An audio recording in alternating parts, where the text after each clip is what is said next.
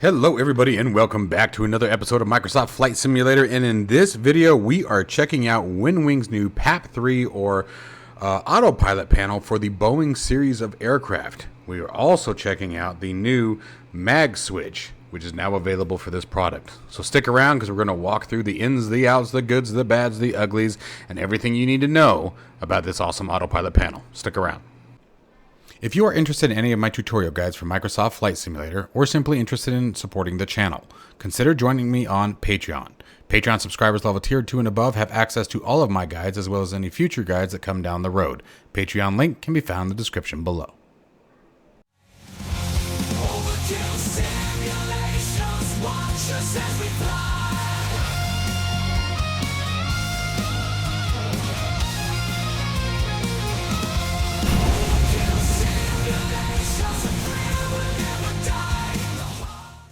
Alright guys, so let's get right into it. First off, as I said, we are going to be using the mag switch. This is the default switch that comes with it. It's just a standard momentary toggle switch.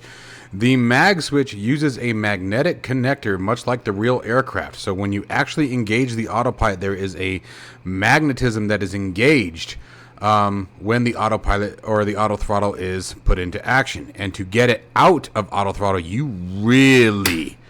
Ow! That actually hurt my fingertip. Have to get it back down. It is quite impressive. So let's obviously start talking about it. Right now, I only have the two stands on it because I think I'm going to do something completely different. If we get into the mag switch assembly, you guys can see it's just one plug and two screws. You take the old one out, put the new one in, and we're off into the races. Okay, as with the WinWing FCP for the Boeing series of aircraft, the construction and overall assembly is the exact same.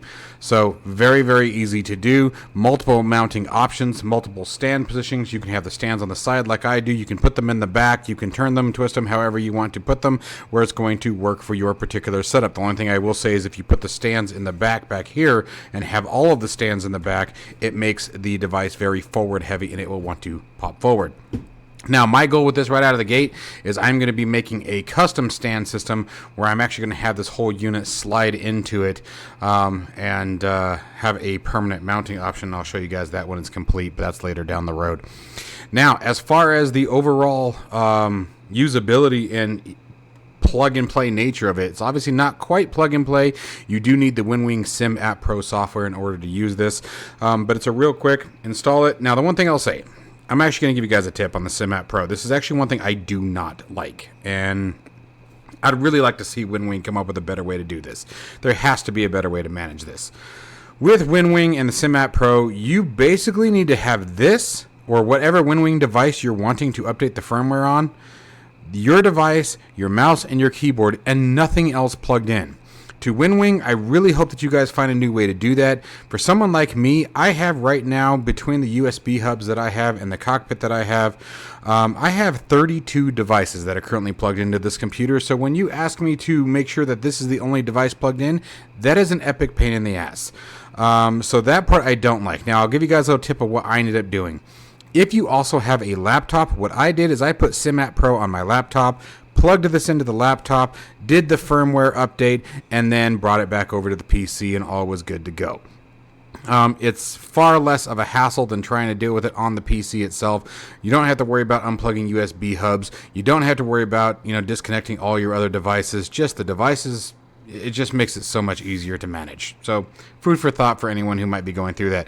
I will say that on two separate occasions now, I have absolutely, if you ignore that rule of unplugging the other USB devices, two separate occasions I've had the firm update fail midway and had to go through those steps regardless. So, save yourself the time.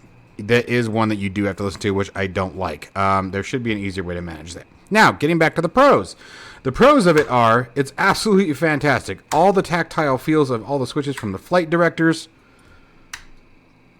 And you guys can see that it does also follow the enunciation of main. So main flight director is going to be by which one is flipped first. So for example, if we flip that, you can see the left one comes off. Flip this one back to on, and it will stay off until the captain's side is turned off. So just like the real aircraft, the course knobs, or I should say the action knobs, let's call it that way, all of the action knobs They have a real nice tactile feel to them, a real nice solid click to them. It doesn't matter whether you're doing heading, or your speed, heading, altitude. It doesn't matter. The vertical speed, I'm going to bring that up, is very, very clicky. Each one of these knots is a very, very intentional detent. And I actually don't know how I feel about that. Now, if you look on the real aircraft, and we're going to show that here in just a minute, it looks exactly like the real one. So I'm assuming the real one probably does the same darn thing. It's odd. I wasn't expecting it. I was expecting it to be very similar roll to what we have with all the other knobs. But you guys have a ton of different options here as far as configuration. In the aspect of, I also have, just for giggles and grins, did configure this with the Airbus, and I did find that going from Airbus to this is a lot easier than going from going from this panel to an Airbus is a lot easier than using the Airbus panel going to the Boeing. I just think that the Boeing has more buttons, and so it makes it a lot easier to sort of integrate Boeing to Airbus rather than the other way around.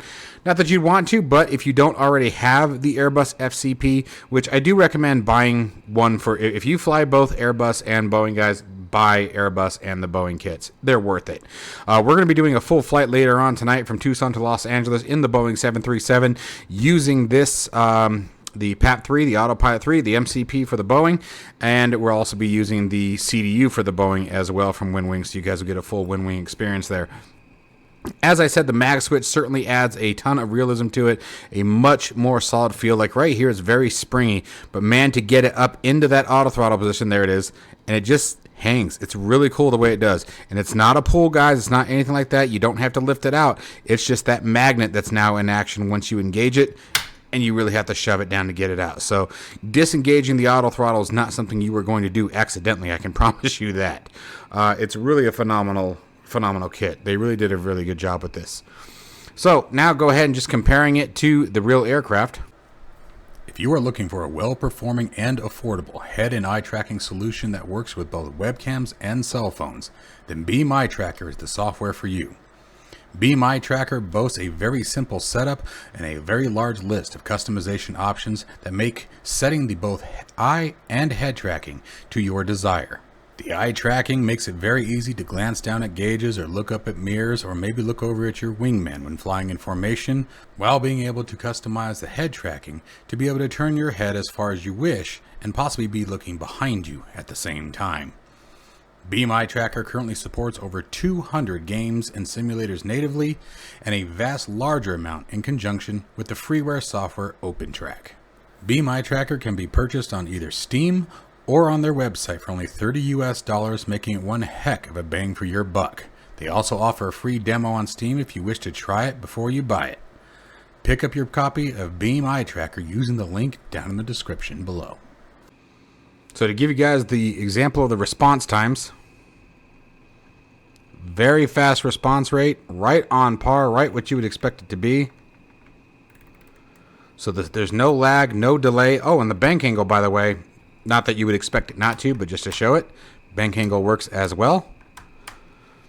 And for those of you who don't know, when you get to higher altitudes, you're supposed to restrict the bank angle on these aircraft, as you could lose lift banking at 30 degrees at 35,000 feet, or lower a little bit. But anyway, you guys can see the response time is absolutely fantastic. The way that the readout in comparison to the different controls is perfect. They really did a wonderful, wonderful job with this product. Again, stay tuned for later on this evening, you guys. We are going to be doing a full video with Beyond ATC. We're going to be using the PAP3 as well as the PFP, which is the Boeing MCDU, if you will, from WinWing. They have called it the PFP, and this is the PAP3, the Autopilot. So this is going to be a lot of fun. It's going to be fun seeing both of them in action. Going to be fun using them both. We're also going to be using the Flight Sim Factory Boeing handles for the 737 for the Bravo throttle quadrant. So that's going to be a lot of fun. We're going to have almost a full Boeing set. I don't have a yoke to use with the Boeing equipment. maybe we'll come up with something like that later down the road. But really, really a fantastic job on this, you guys. A link to this product will be down in the description below if you guys are interested in checking this out.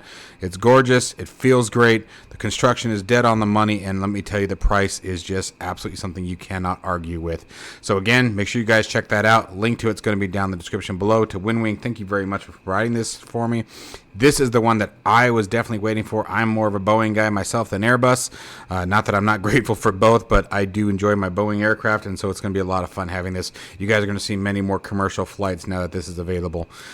So stick around if you guys want to see this thing in action. You guys will have a full video on it tonight, and we'll also be doing quite a bit of live streaming over the next couple of days, so make sure that you guys also follow me on Twitch.